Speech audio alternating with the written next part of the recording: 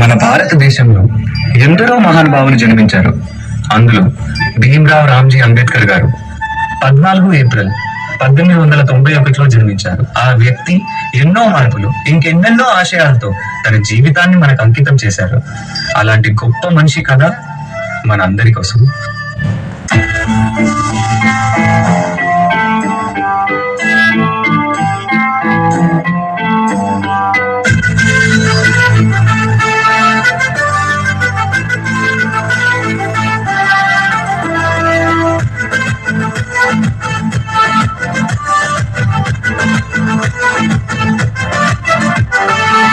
వాడన మాత్రమే వెలిసిన బొమ్మ, ప్రతి వాడన నిలుపగలిగ యోధులే రమ్మా. ఒక వాడకి పరిమితమా అంబేద్కరుడు, ప్రతి వాడికి హక్కులను పంచిన వాడు. తను రాసిండు రాజ్యాంగం దేశం కోసం, తను చేసిండు పోరాటం అందరి కోసం. తను రాసిండు రాజ్యాంగం దేశం కోసం, తను చేసిండు పోరాటం అందరి కోసం. చీకటిని తరిమేసి వెలుగైనాడు. జై భీం జై భీం జనగుండె నినాదము, అందరం ఒకటై గెలవాలి సమాజము. జై భీం జై భీం ఒక యుద్ధ నినాదము, అందరి కోసము గది పోరు ప్రవాహం.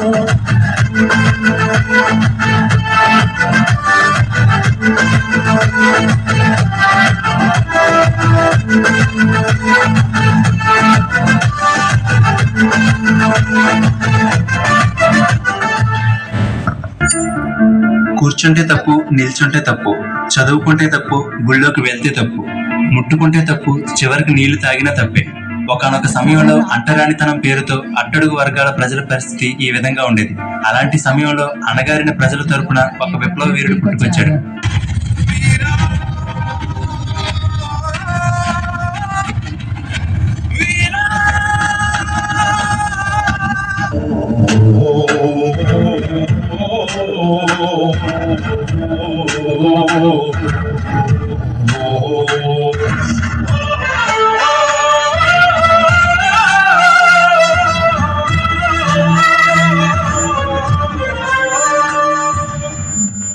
ఇలా ఎండలో కూర్చొని అందరు నీళ్ళు అడిగే బదులు నువ్వు వెళ్ళి పెట్టుకోవచ్చు కదా. నువ్వేమో బావిని అంట రాదు కదయ్యా అని ఆ బావి చెప్పిందా? నీ కుండ నిండాలంటే అయితే వర్షం రావాలి, లేదా నీలో ధైర్యం రావాలి. ఆడు పంచముడు, ఆడు ఎలా బావిని ముట్టుకుంటాడు అంటే కింద జాతి వాడు. నీళ్లు కూడా కిందేగా ఉన్నాయి, నేల కూడా కిందేగా ఉంది. వాడు తక్కువ కులవాడు. అయితే దాహం తక్కువ వేస్తుందా? ఏ నీటి చుక్క మీద ఏ కులం పేరు రాస్తుంది?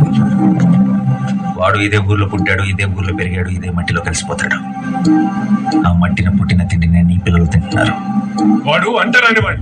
అంటరాని వాడైతే మరి వాడు నడిచిన నేల మీద నువ్వెందుకు నడుస్తున్నావు? వాడు పీల్చి వదిలేసిన గాలి నువ్వెందుకు పీలుస్తున్నావు? దిగొచ్చాడు అంబేద్కర్. ఇవన్నీ పుస్తకాల్లో రాసుకో, కొని చదువుతాం.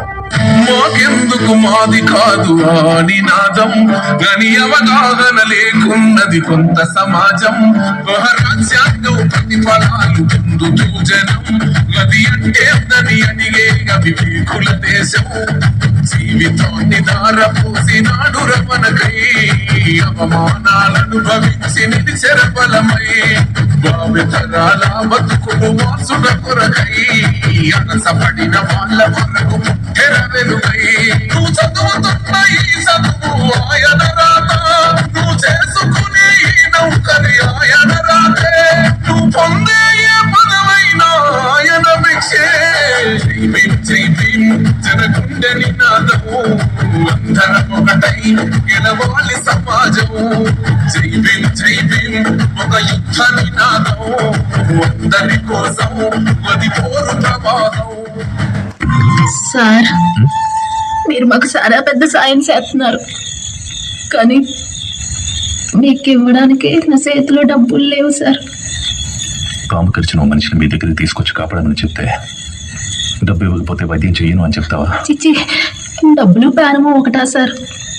పోలీసుడు వచ్చినా సరే వైద్యం చేసే పంపిస్తాను సార్. ఒకరి దగ్గర ఉన్న ప్రతిభ అందరికీ ఉపయోగపడ్డప్పుడే మర్యాద. ఇలాగా బాధింపబడ్డ వాళ్ళకి న్యాయం జరిగినప్పుడే నేను మనశ్శాంతిగా నిద్రపోతాను.